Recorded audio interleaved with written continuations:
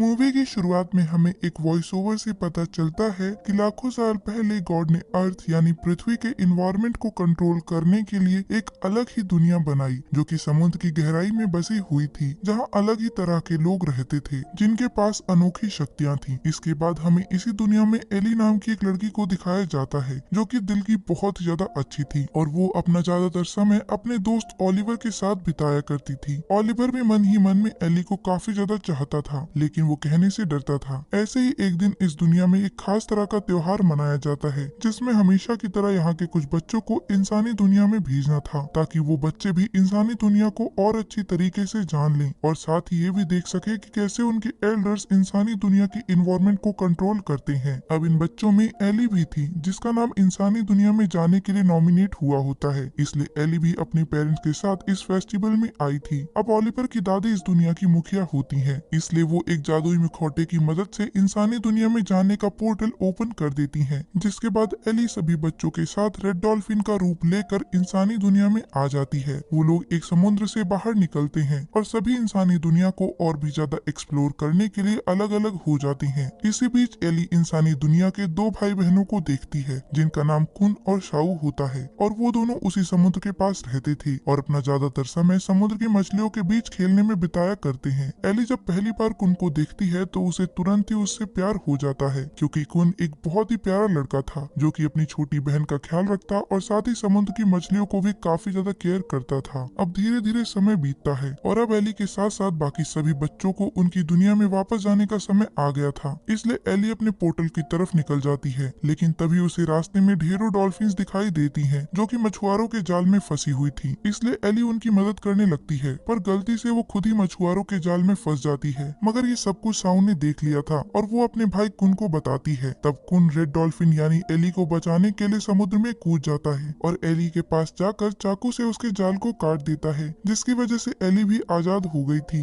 पर तभी पानी के बहाव के तेज होने की वजह से कुन वहीं पर डूबकर मर जाता है। ये देखकर एली बहुत ही ज्यादा दुखी हो गई थी, पर ना चाहते हुए भी उसे साउ को अकेले रोता हुआ छोड़कर अपनी दुनिया में वापस जाना पड़ता है क्योंकि जल्द ही वो पोर्टल बंद होने वाला था। अपनी दुनिया में पहुंचने के बाद एली सीधा अपने दादाजी के पास जाती है जो कि एक बहुत ही बड़े डॉक्टर थे और उनके पास जाकर एली उन्हें सब बता देती है। ये सुनकर एली के दादाजी उससे कहते हैं कि इसमें तुम्हारी कोई भी गलती नहीं है, ये सब कुछ तो बस किस्मत का ही खेल है। पर उनकी ये बात सुनकर भी एली को लग रहा था कि ये सब कुछ उसकी ही गलती है, इसलिए वो एक पहाड़ी पर बैठकर सब कुछ सोचने लगती है। तभी वहाँ पास में बनी एक शेर की मूर्ति उसे बुलाकर कहती है कि तुम क्यों उदास हो। तब एली उसे कुन के बारे में सब कुछ बता देती है। ये सुनकर वो पत्थर की मूर्ति एली को एक बेल देते हुए कहती है कि तुम्हें रात में यहाँ आकर ये बेल बजाना होगा। एली ऐसा ही करती है और रात के समय अपने घर से वो वहाँ के लिए निकल जाती है, मगर रास्ते में जाते हुए ओलिवर अपने घर की खिड़की से उसे देख लेता है और इतनी रात में एली को अकेले जाते देख उसका पीछा करने लगता है। अब एली मूर्ति वाली जगह पहुंचकर उस बेल को बजाती है। उस बेल की आवाज सुनकर एक अजीब सा क्रीचर वहाँ नाव लेकर आ जाता है, जिसके बाद एली भी उस नाव में बैठकर उस क्रीचर के साथ निकल जाती है। पर ये सब कुछ ओलिवर देख रहा था। इधर वो क्रीचर एली को उस जगह पर ले आता है जहाँ उसकी मुलाकात सोल कीपर से होती है जो कि मरने के बाद सभी की आत्माओं को अपने पास रखते थे। अब सोल कीपर को भी एली सब कुछ बता देती है और उन्हें कुन को वापस से जिंदा करने को कहती है, जिस पर सोल कीपर उसे कहता है कि मैं आपकी मदद तो कर दूंगा लेकिन इसके बदले तुम्हें मुझे अपनी आधी जिंदगी देनी होगी।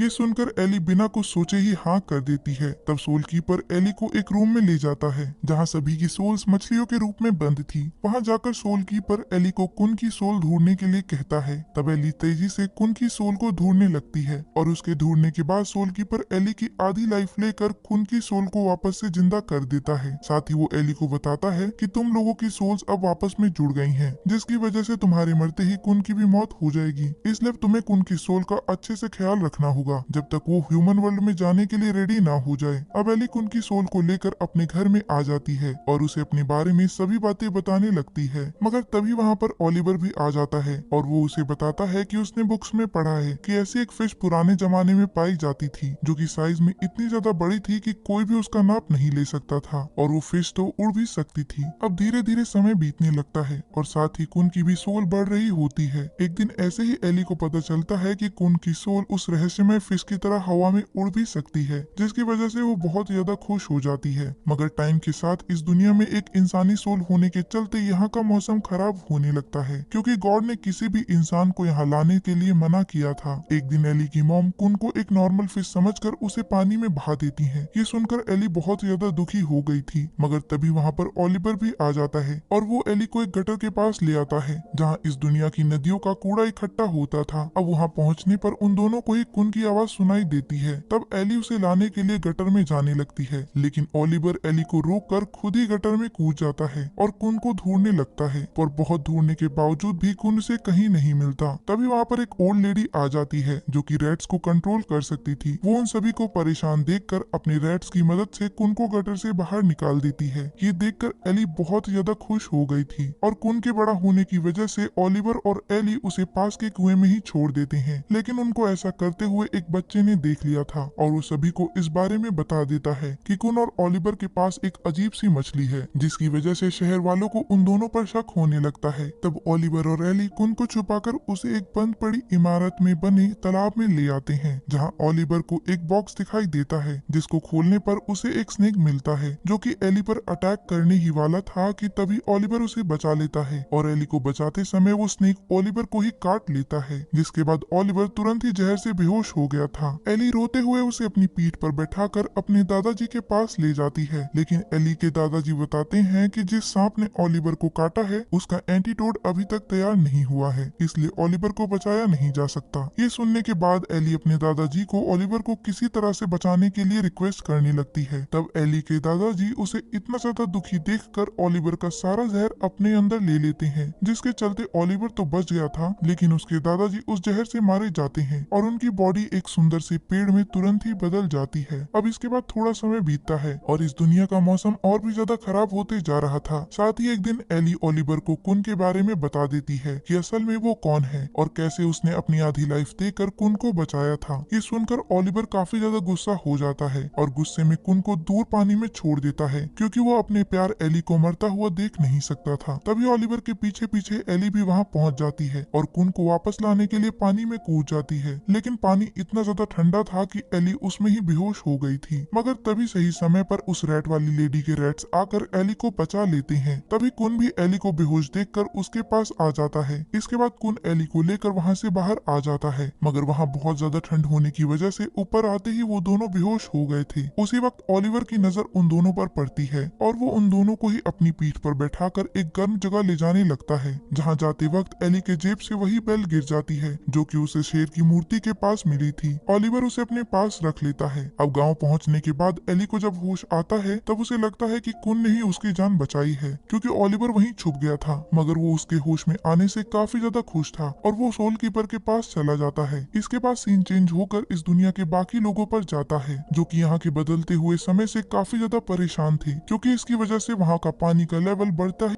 इसीलिए वो इस सब की वजह ढूंढते हुए एली के पास पहुंचते हैं, जिसके पास वो लोग एक इंसानी सोल को देखकर समझ जाते हैं कि वही यहाँ के मौसम के खराब होने की वजह है। इसके बाद वो लोग कुन को पकड़ने की कोशिश करने लगते हैं ताकि वो उसे वापस से सोल कीपर के पास भेज दें, जिससे वहाँ का मौसम ठीक हो जाए। अब एली कुन के साथ वहाँ से भागने लगती है। तभी वहाँ पर ओलिवर अपनी दादी जी का मास्क लेकर आता है। वो मास्क पहनकर इंसानी दुनिया का पोर्टल खोल देता है, लेकिन कुन टाइम पर पोर्टल को क्रॉस नहीं कर पाता और तभी पोर्टल बंद हो जाता है। उसी वक्त मौसम के खराब होने की वजह से वहाँ पर बाढ़ भी आ जाती है, जिसकी वजह से एली कुन के साथ बहकर अपने दादाजी के पेड़ के पास पहुँच गई थी। तभी वहाँ पर शहर के दो लोग आकर कुन को पकड़ने के लिए कोशिश करते हैं। तब एली जल्दी से कुन को वहाँ से जाने को कहती है और अपने दादाजी से मदद मांगने लगती है। तब एली के दादाजी अपनी कुछ टहनियाँ जलाकर एली की दादी को वहाँ पर बुलाते हैं, जो कि सभी पक्षियों में सबसे बड़ी थी। अब एली की दादी कुन को बचा लेती है। इसके बाद एली उन सभी को मुसीबत में फंसा हुआ देखकर उन लोगों की मदद करने के लिए वहाँ चली आती है, लेकिन लोग उल्टा एली को ही बुरा भला कहकर वहाँ से जाने को कह देते हैं, क्योंकि उन्हें लग रहा था कि ये सब कुछ एली की वजह से ही हो रहा है। ये सुनकर एली बहुत ही ज्यादा दुखी हो जाती है और दादाजी के पास जाकर अपनी बची हुई लाइफ को भी त्याग देती है, जिसकी वजह से वो अपने दादा के पेड़ के अंदर ही समा गई थी और इससे वो पेड़ और भी ज्यादा बड़ा होने लगता है और शहर के सभी लोग उस पेड़ पर चढ़कर अपनी जान बचा लेते हैं। इधर एली के मरने से कुन की आत्मा भी काफी ज्यादा दुखी थी और एली की याद में वो पेड़ की टहनी दुश्मनी तोड़कर हमेशा के लिए वहाँ से दूर जाने लगता है। लेकिन रास्ते में ही उसे सोल कीपर मिलता है, जो कि एली की आधी ली हुई लाइफ उसे वापस कर देता है, जिसकी वजह से वो वापस से जिंदा हो जाती है। इसके बाद सोल कीपर एली को बताता है कि तुम जिंदा तो हो गई हो, लेकिन तुम्हारी सारी शक्तियाँ खत्म हो गई हैं। आगे वो बताता है कि जब कुन की सोल अपनी दुनिया में चली जाएगी तब वो यहाँ की सभी यादें भूल जाएगा, इसलिए तुम कुन के साथ जितना वक्त बिताना चाहो बिता लो। अब एली कुन पर बैठकर कहीं जाने लगती है, जो कि एक पेड़ के सहारे लटका हुआ था। इसके बाद वो दोनों उसी जगह पर जाते हैं जहाँ पानी नहीं पहुँच सकता था। अब रात के समय ओलिवर एली से पूछता है कि क्या तुम कुन के साथ रहना चाहती हो, जिस पर एली उसे कहती है कि ये पॉसिबल नहीं है, क्योंकि अब मेरे पास पावर्स नहीं बची हैं, इसलिए अब मैं पोर्टल को पार नहीं कर सकती। इसके बाद ओलिवर एली से उसके बारे में पूछता है, जिस पर एली उसे कहती है कि वो सिर्फ उसका एक अच्छा दोस्त है, इससे ज्यादा कुछ भी नहीं। ये सुनकर ओलिवर को बहुत ज्यादा दुख होता है और वो एली से छुपा कर खुद रोने लगता है, मगर अब भी वो एली को अपने दिल की बात नहीं बता पाता। अब इसके बाद अगली सुबह एली देखती है कि कुन बहुत बड़ा हो चुका है, जिससे वो काफी ज्यादा दुखी हो जाती है, क्योंकि वो कुन से अलग नहीं होना चाहती थी। साथ ही कुन की सोल भी काफी ज्यादा सैड हो गई थी, क्योंकि अब वो भी एली से अलग नहीं होना चाहता था। तभी वहाँ पर ओलिवर आ जाता है, जो कि उस बेल की मदद से पोर्टल को ओपन कर देता है, जिससे कुन अपनी दुनिया में जा सकता था। लेकिन कुन को अलविदा कहते हुए एली बहुत ज्यादा दुखी थी, इसलिए ओलिवर उस बेल की एनर्जी सोर्स निकाल कर बेल को तोड़ देता है, जिससे उसके अंदर बहुत ही ज्यादा पावर आ गई थी। फिर ओलिवर एली को अपने हाथ पकड़ने के लिए कहता है, लेकिन एली उससे पूछती है कि वो क्या कर रहा है। तब ओलिवर उसे बताता है कि मैंने सोल कीपर से अपनी पूरी जिंदगी के बदले तुम्हारी लाइफ वापस मांग ली थी, जिसकी वजह से मैं वैसे ही मरने वाला हूँ, पर मैं मरने से पहले तुम्हें सुरक्षित इंसानी दुनिया में छोड़कर आऊंगा, ताकि तुम अपनी जिंदगी आराम से कुन के साथ बिता सको। अब यहाँ पहली बार एली को ओलिवर के प्यार का एहसास होता है, लेकिन अब वो कुछ भी नहीं कर सकती थी। इसके बाद ओलिवर अपनी लाइफ खत्म करके